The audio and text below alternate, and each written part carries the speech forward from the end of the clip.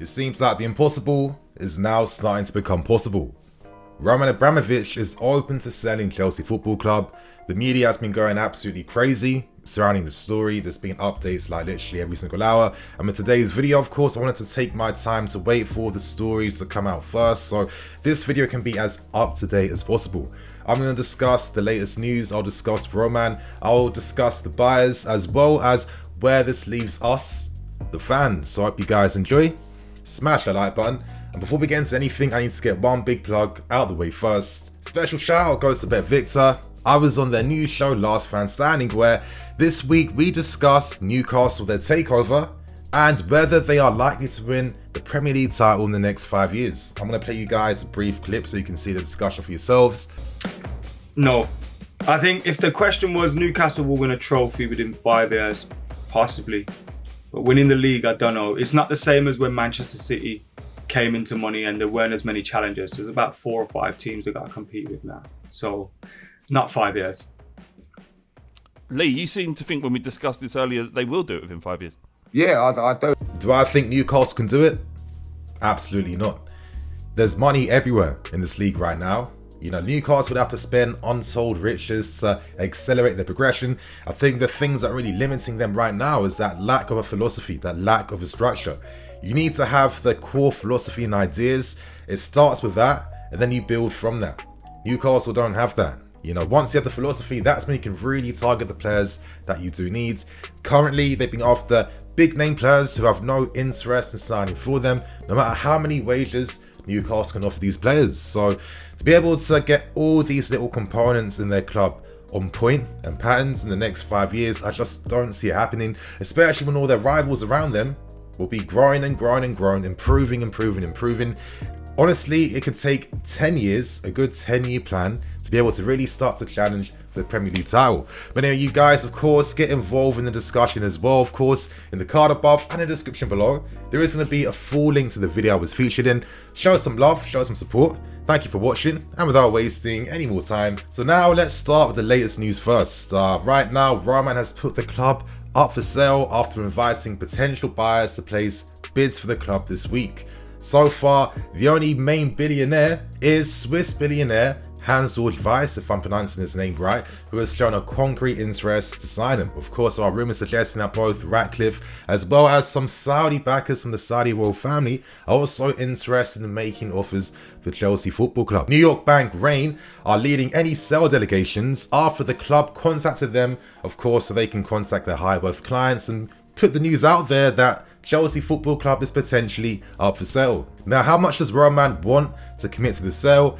Ideally, he's looking for around 4 billion before he sells. However, that value seems to be way too high at this point in time, and realistically, it does seem like an offer of up to 2 billion could be enough to fully buy Chelsea Football Club from Roman Abramovich. Like I'm stressing, this story really is evolving and updating. This will dominate for the next week or two, at least, with the latest news being that Roman is looking to create a bidding war at this point in time, of course, to drive up the price and drive up the valuation for the football club.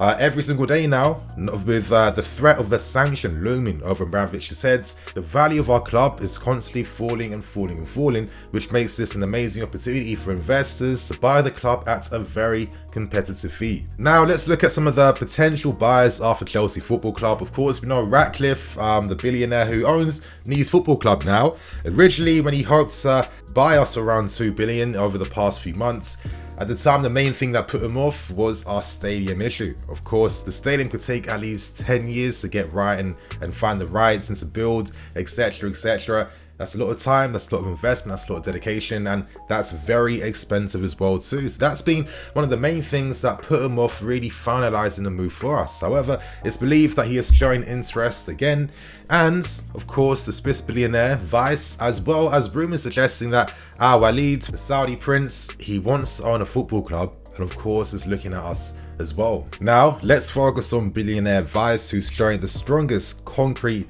of interest. Here's what he had to say over this potential buying. He said, like all oligarchs, Abramovich is also in a panic. Abramovich is trying to sell all his villas in England. He also wants to get rid of Chelsea as quickly as possible. I and 3 other people received an offer on Tuesday to buy Chelsea from Roman.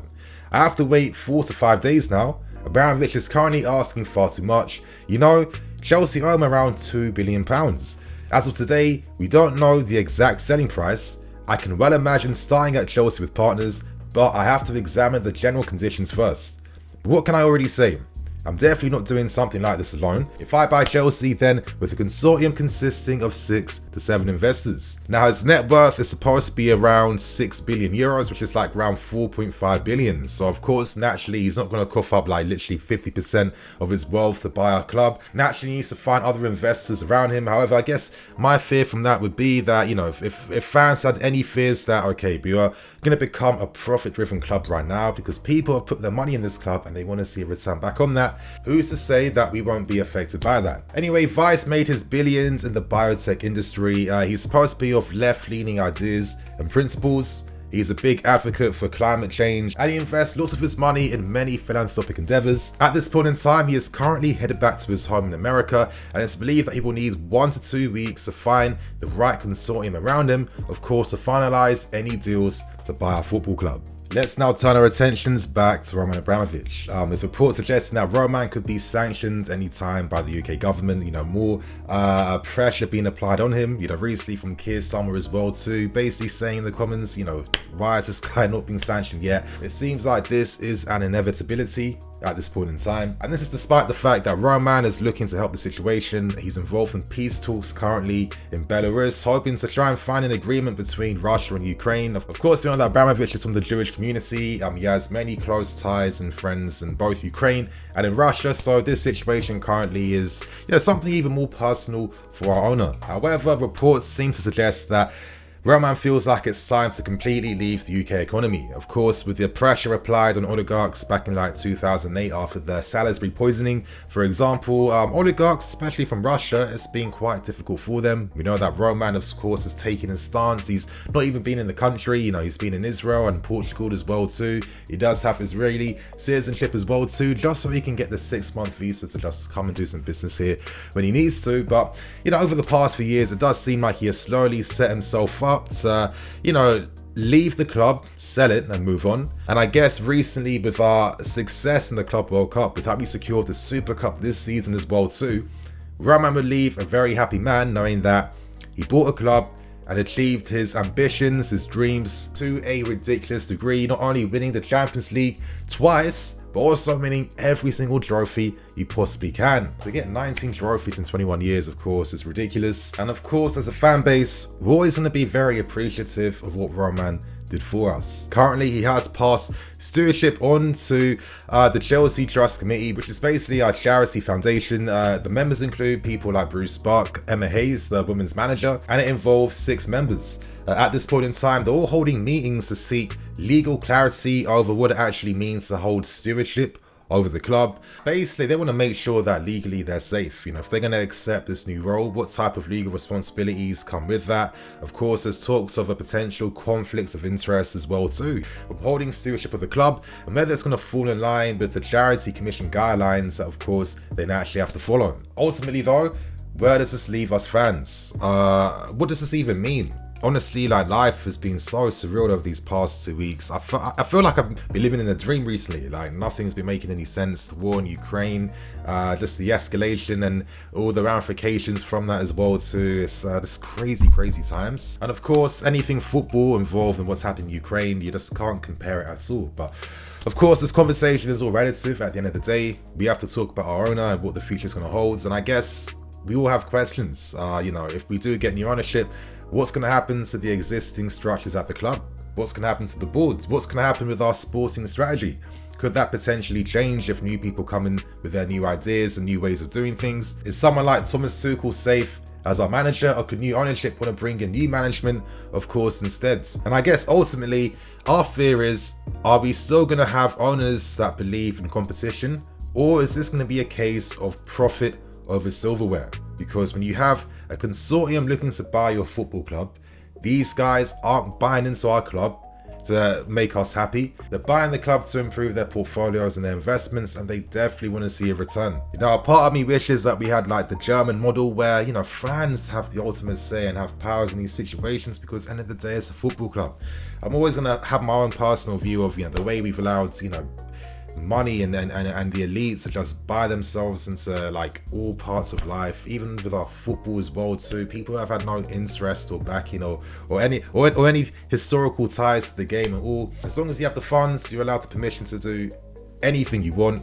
And especially in this country, we've seen the ramifications of this, where a lot of clubs have suffered from poor owners, and there seems to be no legalities, there seems to be no prevention to make sure that the wrong people don't buy into any clubs. But at the same time, I don't want to sit here and start, being super negative at this point in time. Of course, I respect Roman a lot for all the positive things he has done. I'm not going to sit here though and be like every decision he made was the best one and he was literally right in everything.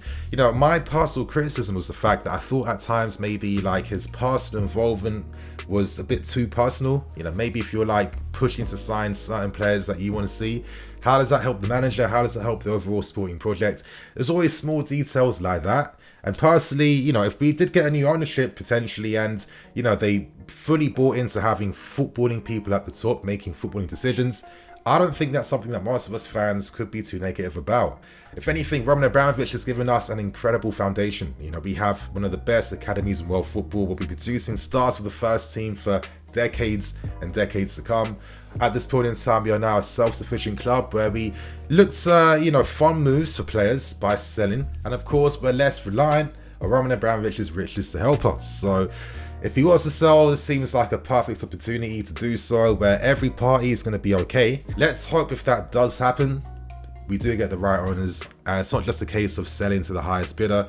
I'd imagine that if Abramovich was to sell, he wants to make sure the people he's selling to are definitely going to have the same type of integrity that he had for us as well. So you guys, and that know that is all the latest news surrounding Roman and his willingness to sell.